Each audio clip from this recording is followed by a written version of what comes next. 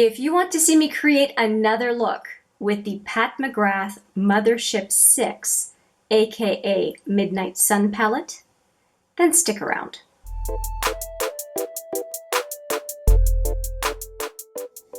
Hi there, it's Hélène and welcome back, or if it's your first time, welcome to HMM Makeup or Makeup. I am going to play with the Midnight Sun or Mothership VI palette from Pat McGrath, and this is what it looks like. It's all covered with fingerprints. Let me just clean it off for you. It's beautiful packaging, but is it ever fingerprinty? Anyway, so this is what it looks like. And I am going to the theater this afternoon. It's a nice surprise from my significant other, and I want to do a look that is very kind of basic but classic because I'm going to be wearing a pink blazer, and I think it's going to look better if I have kind of a neutral but glam look. So what I did was I did a bunch of swatches on the back of my hand to get a feel for all of them, even though I've swatched them already. If you want to see the swatches video, I'll put it there. And as I'm talking, the first and second look will show up on screen as well, so that you can see the types of looks that I've done. And actually, I will put a look up where somehow I lost the footage of me creating it, but I do have a picture of that look. I'll put it there as well. And it was a picture that I created with this color, which is, it's more beautiful than I thought, and I'm not big on cool colors, cool tone colors. So I'm based on my swatches here, I am going to go with a couple of known entities here. I am going to go with these two for sure. And I know that I'm going to go in for this flashy shadow on the inner lid because I don't want anything that has too much color, because pink will take over and I don't want to have clashing colors, and I think warm would look funny with pink. Okay, now you know the whole story of what I'm thinking of. So I think I'm going to try being the operative word, to only use this color and to smoke it out, and to use this color on the brow bone, so this, and this one on the inner lid. Wish me luck. Okay, so I've got my fluffy brush. It's the fluffy brush from Quo, which is a Canadian brand sold by Shoppers Drug Mart. I'm going to do one full eye of shadow and then liner and mascara, and then replicate that on the other eye. So let's get going. So I'm using the fluffy brush because I want to go in the crease, and I'll probably use a different brush to intensify it if I want to. Okay. And yes, I'm holding the Pat McGrath palette, and as I've said in previous videos, it makes me very nervous. But I don't want to be switching between a mirror and the palette on the regular because it's going to drive me crazy, basically.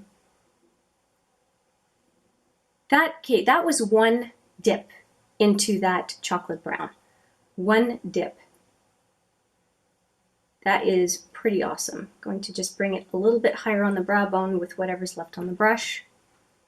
And I think that is very pretty, very pretty. I'm going to go in with the angled brush and bring that chocolate brown down on the outer lower lid. By the way, if you're curious, the color I already have on my lid is the taupe color from the Smashbox Matte Exposure. And I also have this ArtDeco holographic lip gloss because, I unveiled it, I guess, revealed it in the Shoppers Drug Mart Advent Calendar. If you want to see that video, I'll put that video right there as well. It's a lovely, lovely gloss. All right, now I need to go and put that chocolate brown on the outer lower lid.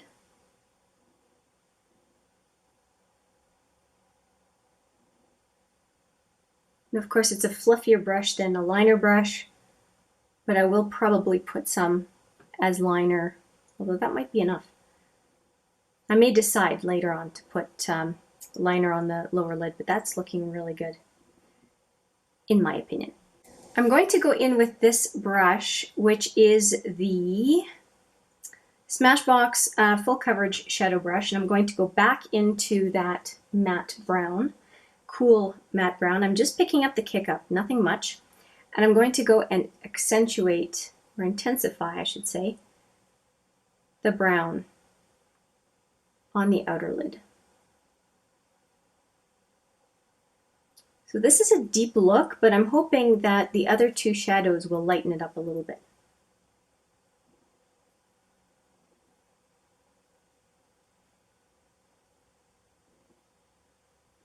That's so pretty. Okay, I'm really loving that color, and I'm going to go and line the lower lash line. I want a little bit more.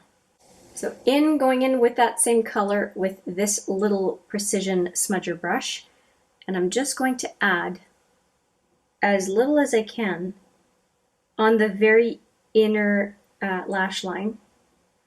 I don't want to go below the lash line at all. Otherwise it's going to be too harsh with all that other deep brown, and I've got a hair on my nose. Come on. There we go. Okay, yeah, I like it. I like it. Yeah, that looks really good.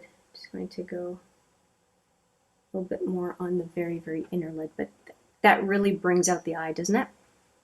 The eye color, the contrast between the brown and the color. I'm happy. Let's go for something easier. I'm going to use this brush on the brow bone, and I'm going to go in with this color. And it's a nice shimmery beige. I think it's a Skin Show color, if memory serves. If you're curious, I've got the Brow Beater pencil in my brows today, if you're wondering what it is that I've got on. I've got a Physicians Formula foundation, and that's most of what's on my face other than the gloss I already talked about. Oh, and I have the Joe Fresh blush, cream blush. And the one thing I forgot to do, which I'll do right now, I'm glad I was going over what's on my face, is the Moonlight highlighter from Cover FX. I have it here, I just forgot to put it on. So here it is. It was out already. I'm just going to do that on camera because I just forgot. So I put them on the two sets of fingers and just tap on the cheeks. Using another blingy item is what made me think that I did not have my highlighter on. What a difference from one eye to the other, right? So I'm very excited. I am going to go see the production called Orlando here in my city of Winnipeg. And I have been waiting with great anticipation to end up being able to go see that production. I've heard that I was going to see it some time ago, and I've just been itching and waiting and looking at the calendar. Isn't that nice when you have an event like that you've been waiting for weeks to go and see, and it's finally arrived, and it's almost like I don't know what to do with myself because I'm so excited. That's what it is. Now I am nervous about the inner lid. I don't want to have a bunch of fallout, and this color I'm going to apply is pretty flaky.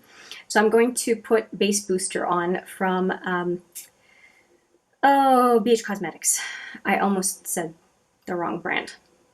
And I'm going to use my multitasker brush to apply it so it doesn't go everywhere. It's a fairly new tube, so it should not take very much. It's not old by any stretch. So I'm just trying to spread it out. And it dries clear, it doesn't dry, well, practically clear. So it should do a good job. And it's fading out as I'm getting to the deeper eyeshadow. Okay, so that should do a good job. I'll keep it up because I have to do the other eye, obviously. Going back to the multitasker brush, and I'm just going to press in that shadow that I'm talking about, which is this beautiful shadow, but that is flaky. And I don't want to make a mess and have fallout all afternoon and evening because I hadn't taken precautions, you know?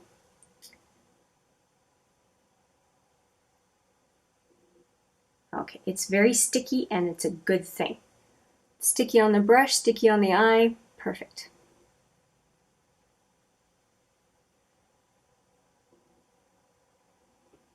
Now that's looking good.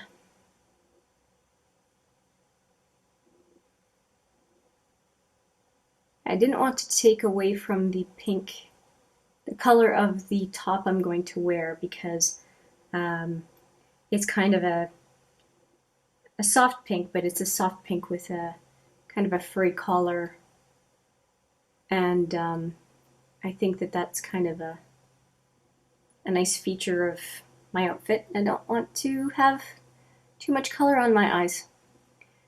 I really think for any outfit, any situation, any outing, I've got a little fallout, so I'm going to take care of it. I think it's best to pick one specific feature, one accent to the overall look that you have. And for me, it's going to be that pink blazer. And I am fine with it. I have a little bit of that flex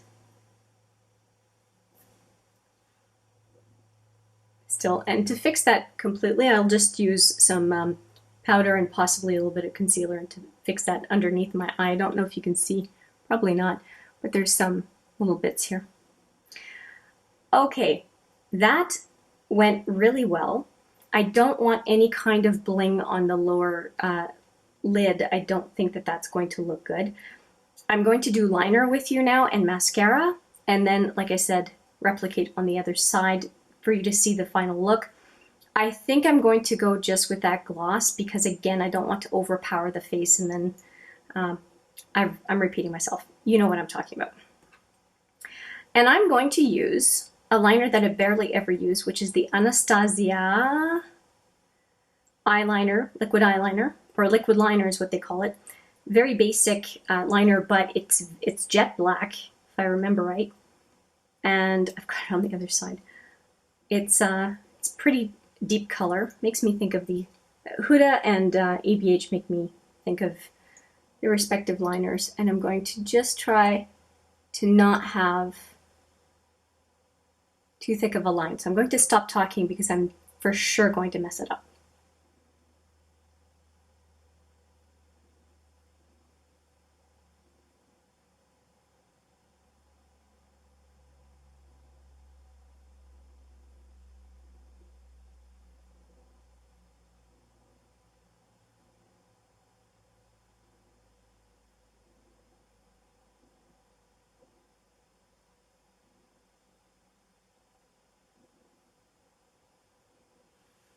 Okay, I think that turned out well. It's an afternoon performance, so I don't want to do a whole dramatic wing. I think it would be too much. But that is the liner that I used on this side, and we'll replicate on the other side. And now I need a mascara, and I was thinking that I would use the Lise Watier, I think it's the quinoa mascara. It's called the Eye Opening Vegan Mascara with black quinoa.